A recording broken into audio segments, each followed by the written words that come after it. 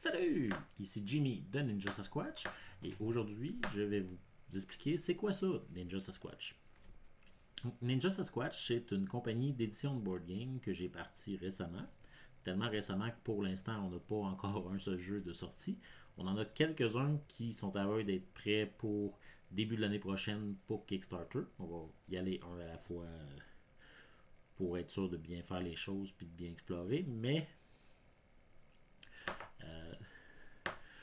comme j'en avais un qui était bien avancé et prêt, et quelques autres projets sur lesquels je travaillais, mais qu'on a eu un concours récemment de Panda Game qui a fait que d'autres jeux sur lesquels je travaillais fitaient beaucoup mieux que notre jeu le plus avancé, ben, on a maintenant trois jeux qui sont quand même pas pire avancés. Heroes Rising, Burgle Jack et Flicklemania. Euh, Ces jeux-là, ils ont des styles très, très variés en tant que tels, mais globalement, ce que je vise avec les jeux que je vais faire, c'est que les jeux y aient un peu l'expérience la plus agréable possible au niveau des joueurs pour le style de jeu qu'ils représentent. Donc, dans Heroes Rising, j'ai mis beaucoup d'efforts sur l'ergonomie du jeu. J'ai joué à beaucoup de deck building games que une fois que le jeu est sorti, une fois que le jeu est sur la table, le jeu est vraiment le fun. Avant, jusqu'à ce qu'on l'ait fini. Après ça, puis avant ça, ça n'a pas fait partie des éléments qui ont été réfléchis pour le jeu. C'est juste l'expérience de jeu qui a été réfléchie. Mais, ben, il faut vivre avec l'intégrité du jeu. Ça a un impact sur à quel point j'ai le goût de sortir un jeu si je peux le sortir en 10 minutes versus si ça me prend une demi-heure de le mettre sur la table. Aussi, est-ce que l'expérience de jeu en tant que telle est rentable?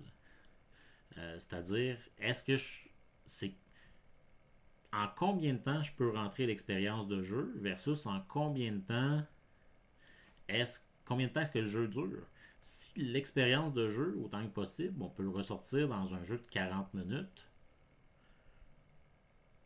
on va essayer de ne pas faire un jeu de 2 heures avec ça. On va essayer de faire un jeu qui est de 40 minutes pour voir tout puis pouvoir sortir le jeu plus souvent.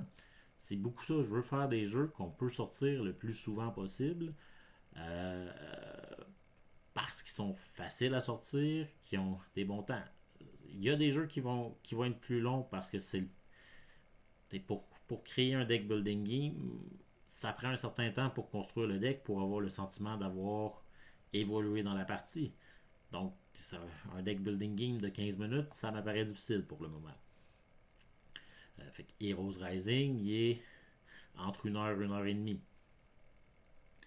Par contre, Burgle Jack, c'est un jeu coopératif familial qui est fait pour jouer avec toute la famille sur des mécaniques du blackjack.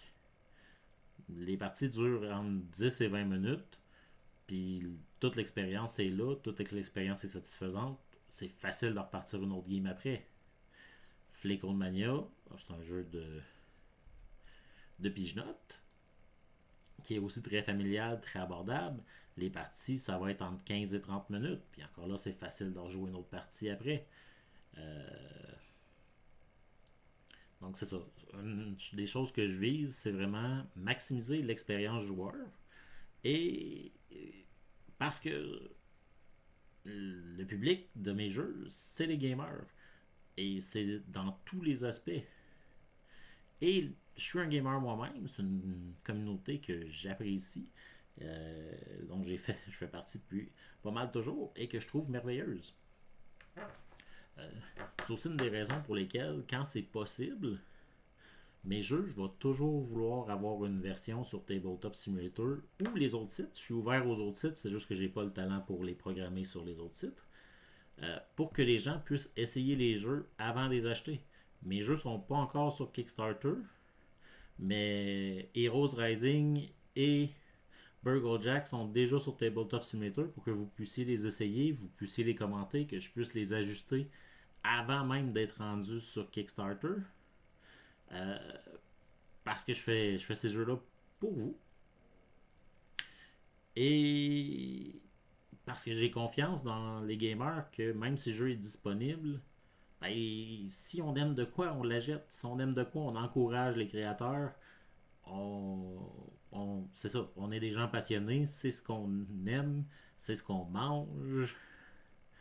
C'est vraiment juste ça. Fait que mon objectif, c'est de faire une compagnie qui est basée sur la communauté, puis de vous impliquer le plus possible là-dedans. S'il y a des aspects qu'on veut changer, qu'on veut modifier, on va regarder ça ensemble, on va regarder qu'est-ce qui peut être fait, puis l'option est là, c'est ça qui est le fun, c'est de travailler ensemble pour avoir les meilleurs jeux possibles.